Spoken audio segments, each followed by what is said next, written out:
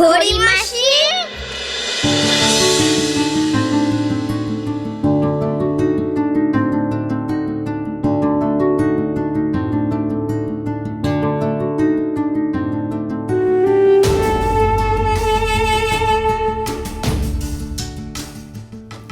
আজ এখানে সরস্বতী পুজো হবে, হাতে খড়িও হবে, কেমন?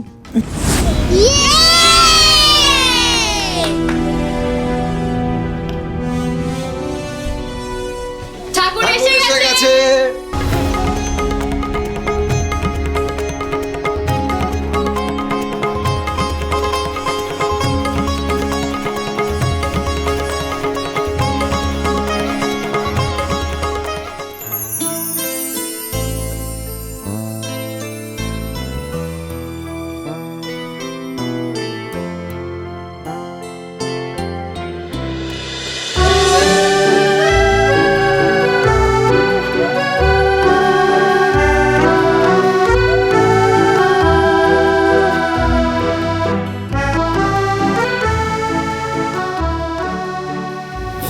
চলো।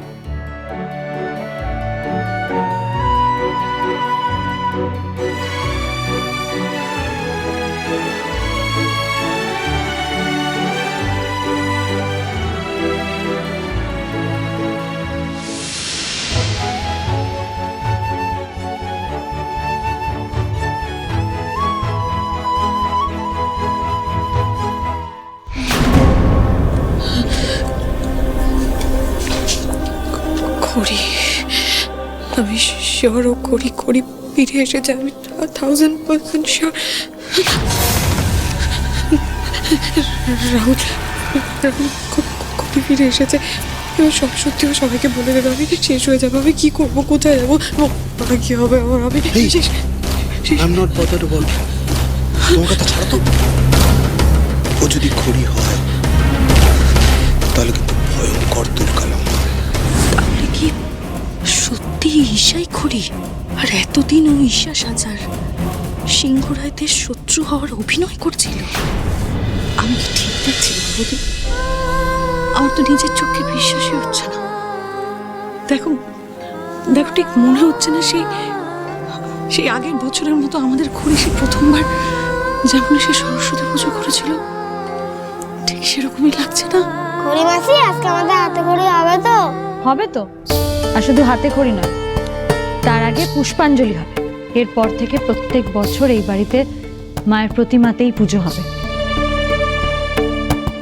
আর শুধু তোমরা না, এরপর আরো যে বাচ্চারা আসবে তাদের সবার হাতে খড়ি করিয়ে দেবো আমি।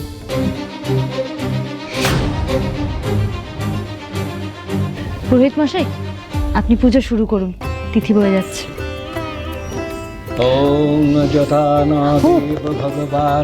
তোমাদের জন্য একটা গিফট আছে, আমি নিয়ে আসি। ওই ঈশাদি বাচ্চাদের সাথে এমন করে কথা বলছে দেখে মনে হচ্ছে না যে আমাদের খড়ি বৌদি ফিরে এসেছে। দাদাভাই না ঠিকই চিনেছিল, আমরাই ভুল বুঝেছি দাদাভাইকে। জানি না কোনটা ঠিক কোনটা ভুল। এই যে এগুলো তো দেখে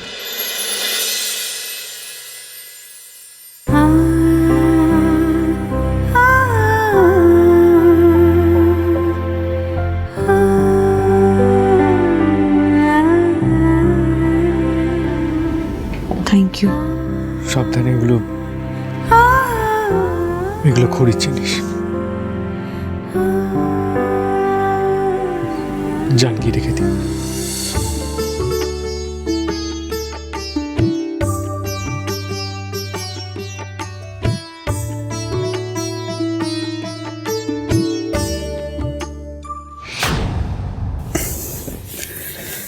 আমি জানতাম আপনি ফিরবেন। আজকের দিনে তো আপনাকে পুরনো রূপে ফিরতেই হতো।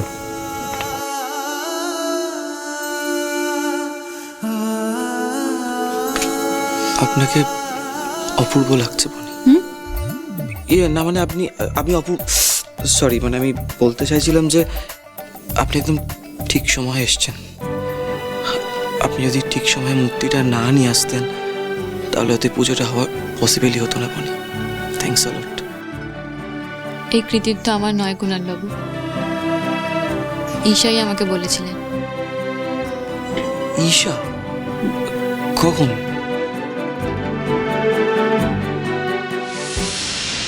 সরি আপনাকে এইভাবে হুট করে ডেকে পাঠালাম। আসলে আপনার সাথে আমার একটু দরকার ছিল। কিন্তু আপনার আমাকে কি দরকার? আমার আপনার থেকে একটা হেল্প চাই বনি, প্লিজ না করবেন না। আপনি তো জানেন মিস্টার সিংহ রায় কত যত্ন করে, কত আশা করে বাড়িতে সরস্বতী পুজোর আয়োজন করেছেন। তার জন্য আমি সরায় সরস্বতী ঠাকুর এঁকেও দিয়েছিলাম, কিন্তু সরাটা না কোনোভাবে নষ্ট হয়ে যায়।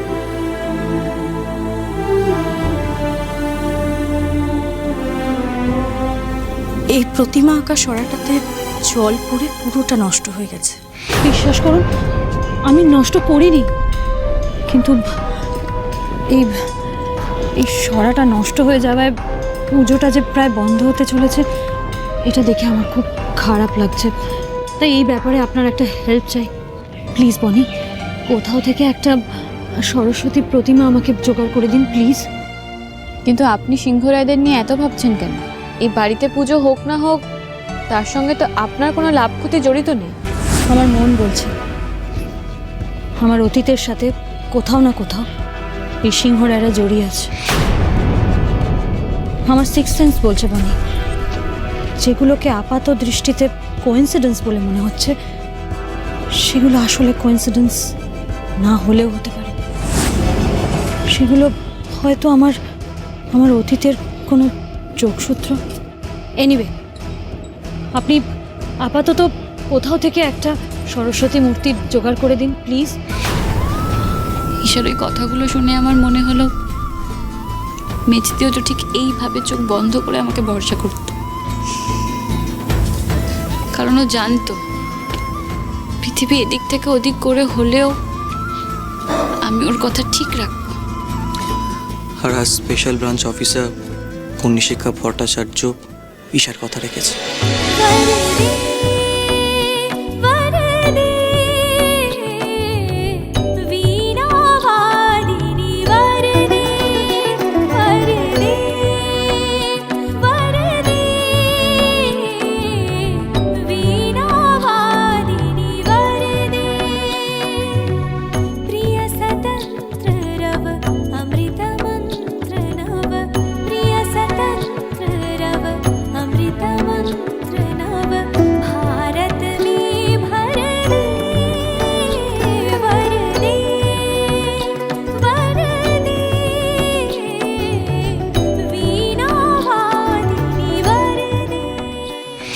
এগুলো কি করছে, কেন করছে বলতো? সিংহরায়দের বাড়ির পুজো নিয়ে ওর এত মাথা ব্যথা কেন? আরে বাবা, সিংহরায়দের পুজো বলে না, ঈশাদি তো চাইছিল সরস্বতী পুজোটা করতে। আর তুই দেখ না ঈশাদি কি সুন্দর গান গেয়ে পুজোটা করছে। আমরা কিন্তু ঈশাদিকে এইভাবে কখনো দেখিনি বল। শোন না চল না আমরা ওখানে যাই, একটু পুজোটা দেখি, খুব মজা করবো, চল না রে, তোর যাওয়ার ইচ্ছে হলে তুই যা, আমি যাবো না। তুই না সত্যি ভারী অদ্ভুত, মানে খামোকে এরকম পুজোর উপরে কেন রাগ দেখাচ্ছিস বলতো? দেখ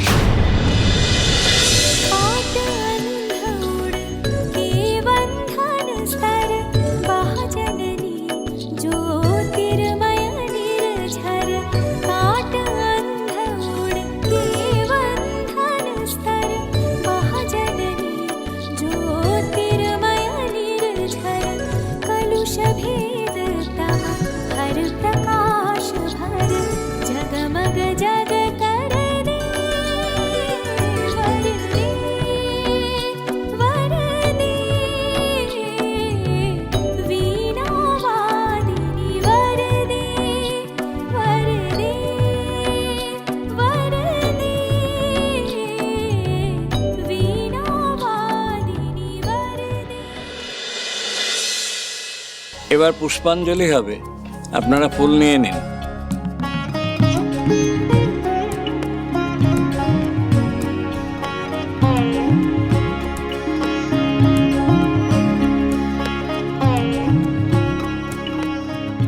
সরস্বতী মহাভাগে বিদ্যে কমললোচনে বিশ্বরূপে বিশালাক্ষী বিদ্যাং দেহি।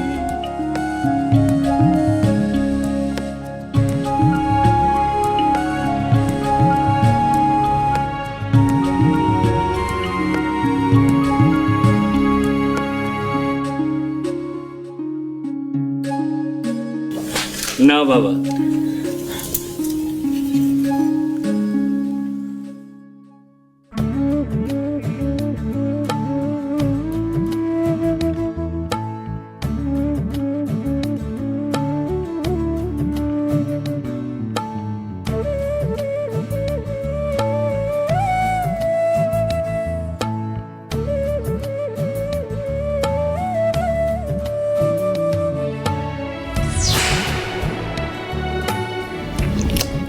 সাবধানে।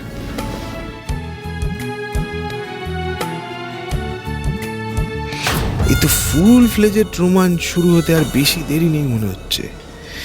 এই ঈশা খড়ি না হলেও খড়ির মতো দেখতে তো বটেই। এবার সত্যি যদি খড়ি পার্ট 2 হয়ে রিদ্ধির লাইফে ঢুকে পড়ে, তাহলে আবার লসটা তুই খাবি রাহুল। না না না না না না, সবটা হাতের বাইরে চলে যাওয়ার আগে হালটা তোকে ধরতেই হবে।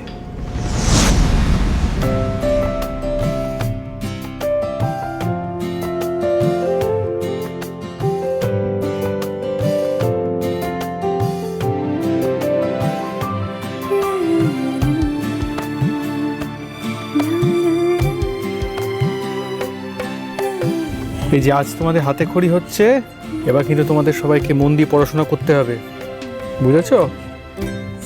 তোমাদের খড়ি মাসি যেরকম পড়াশোনায় ভালো, হাতের কাজে ভালো, সেরকম তোমাদেরও হতে হবে, কেমন?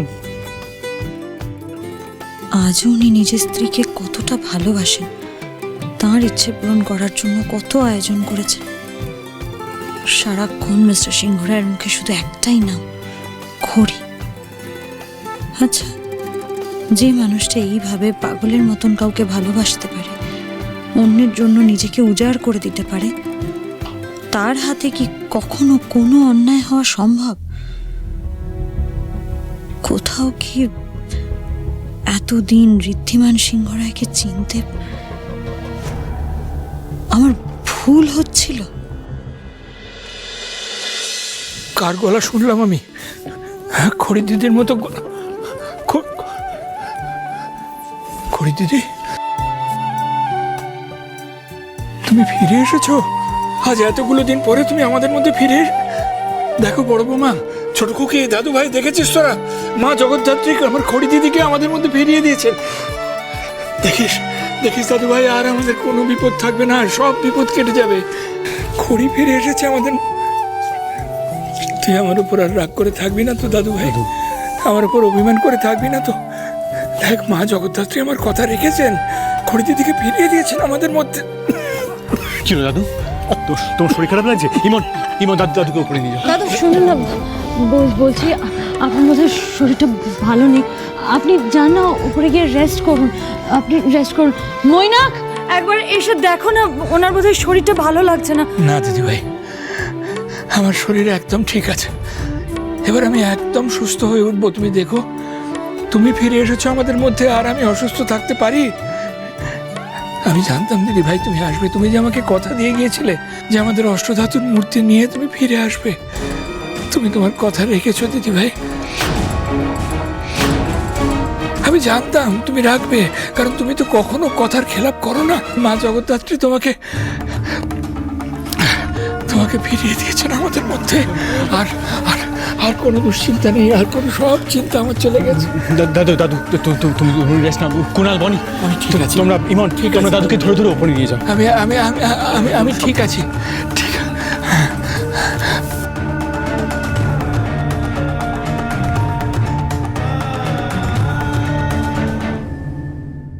অষ্টধাতুর মূর্তি? কোন মূর্তির কথা বললেন উনি? এই কথাটা শুনেছি মনে হচ্ছে। আবার এতগুলো দিন পর অষ্টধাতুর কথা সবার সামনে এলো। এই মূর্তির কথা যখন একবার উঠেছে, সবাই নিশ্চয়ই এই সত্যিটা জানতে চাইবে। তার মানে তো আমার সত্যিও সবার সামনে চলে আসবে, সব শেষ হয়ে যাবে। দুটি, তুমি কিছু বললে? হ্যাঁ, না বলিনি তো আমি কিছু। আমি কেন কিছু বলতে যাবো?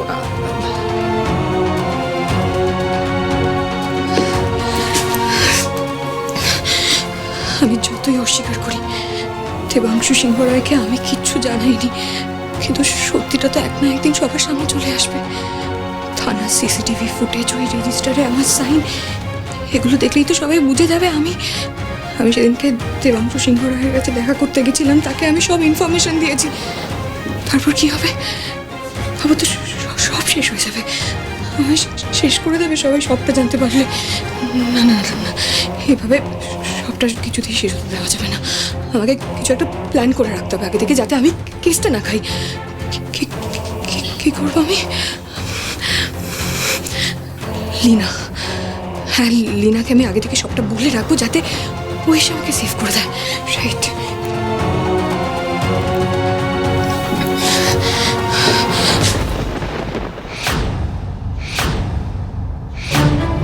কি হলো দিদি, আমাকে দেখে তো ভয় পাচ্ছিস কেন?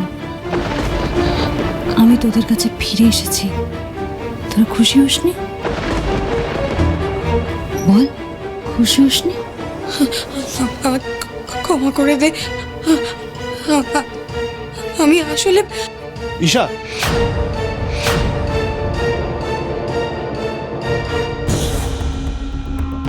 হে ভগবান, এটা আমি কি করতে যাচ্ছিলাম? এক্ষুনি তো সব কথা আমি ঈশাকে বলে দিতাম।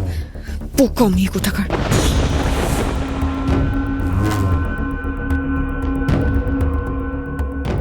তার মানে আমি ঠিকই ভেবেছিলাম, ওই খড়ির মৃত্যু নিয়ে অনেক রহস্য লুকিয়ে আছে এই বাড়িতেই। কে জানে, হয়তো খড়ির মৃত্যুটা কোনো অ্যাক্সিডেন্ট ছিল না, কেউ ইচ্ছে করে ওকে খুন করেছিল। কিন্তু সেটা কে হতে পারে? ঈশা, মা আপনাকে ফোনে চাইছে, কথা বলতে চাই। হ্যাঁ ভালো মা, বলো। ঈশা, আজ সরস্বতী পুজো, তোমার মনে আছে তো? তোমায় বলেছিলাম আজ আমি তোমার থেকে গুরুদক্ষিণা চাইবো। আমি কিছু ভুলিনি ভালো মা, বলো তোমার কি চাই? শোন না, বলছি আমি কি সব ঠিক ভাবছি বলতো? মা এবার নিশ্চয়ই তোর আর ঈশাদের বিয়ের কথাটাই বলবো। আরে আমি কি করে জানবো?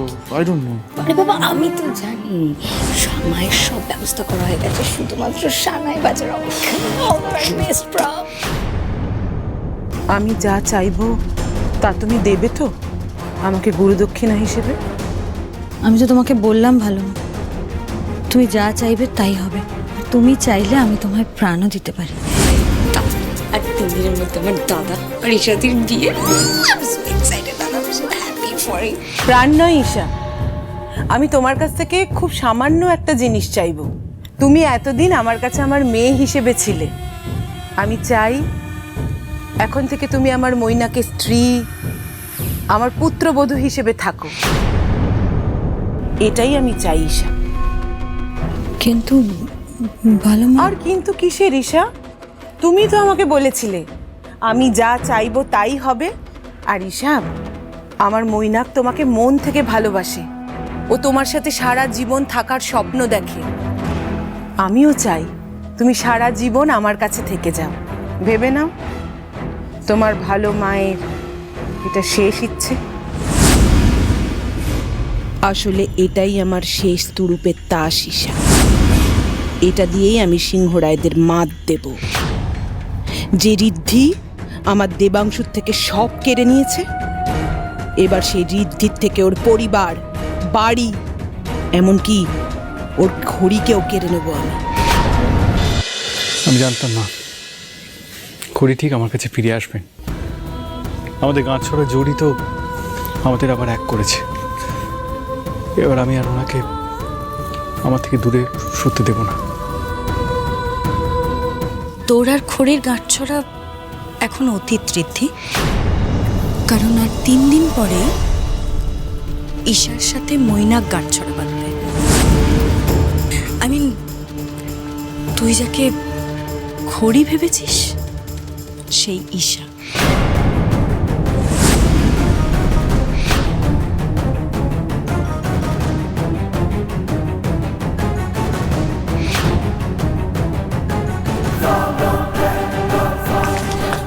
আপনারা কারা আর এসব কি? সামনে ঈশা ম্যাডামের বিয়ে, তাই মৈনাক স্যারের মা এগুলো আশীর্বাদ হিসেবে পাঠিয়েছেন।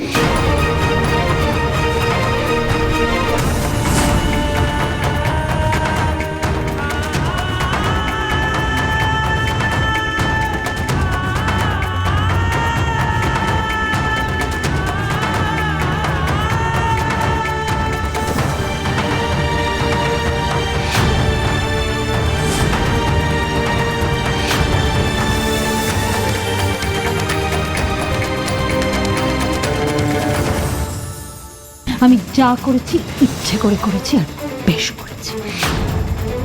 আমি চাই আপনি এই কষ্টটা পান। কারণ এতদিন ধরে আপনি জিতে এসেছেন ঈশা, কারণ আমি আপনাকে জিততে দিয়েছি। আপনার মুখোমুখি দাঁড়িয়ে আপনাকে চ্যালেঞ্জ করছি। এবার টক্করটা সামনাসামনি হবে, because the game begins now.